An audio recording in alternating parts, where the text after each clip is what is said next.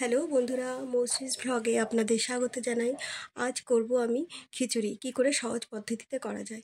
তার জন্য আমি প্রথমে নিয়ে নিয়েছি কিছু মুসুরির ডাল আর চাল, আর সাথে নিয়েছি আমি আলু, ঝিঙে, কাঁচা লঙ্কা, আদা, টমেটো আর কিছু পেঁয়াজ কুচি।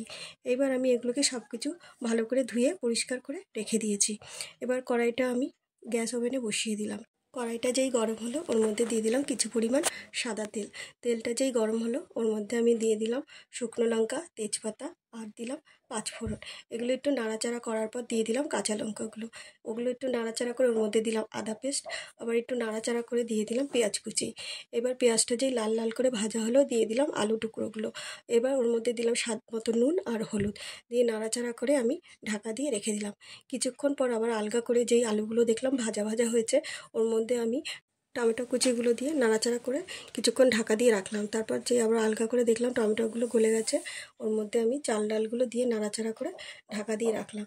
কিছুক্ষণ পর আবার আলগা করে চাল ডালগুলো যে একটু হালকা ভাজা হয়েছে ওর মধ্যে পরিমাণ মতো জল ঢেলে দিয়ে আর ঝিঙেগুলো দিয়ে প্রেশার কুকারে বসিয়ে দিলাম। যতক্ষণ না একটা সিটি পড়ে ততক্ষণের জন্য আমি প্রেশার কুকারটা জোরে স্টিম দিয়ে বসিয়ে রাখলাম। যেই একটা সিটি পড়লো আমি সঙ্গে সঙ্গে গ্যাসটা অফ করে দিলাম। তারপর 10 মিনিট পর আমি কুকারটার থেকে গ্যাসটা পাস করে দিলাম। করার পর আমি ওর মধ্যে দেখলাম হাতা দিয়ে নেড়ে খিচুড়িটা হয়ে গেছে। ওর মধ্যে দিয়ে দিলাম কিছু ভাজা মশলা, একটু গরম মশলা, একটু চিনি আর দিলাম ঘি দিয়ে নাড়াচাড়া করে আজকের রান্নাটা আমার হয়ে গেল। আর এবার আমি পরিবেশন করলাম, সাথে দিলাম ডিমের অমলেট, মাছ ভাজা আর পটল ভাজা। এইভাবে আজকে আমি খিচুড়িটা পরিবেশন করলাম।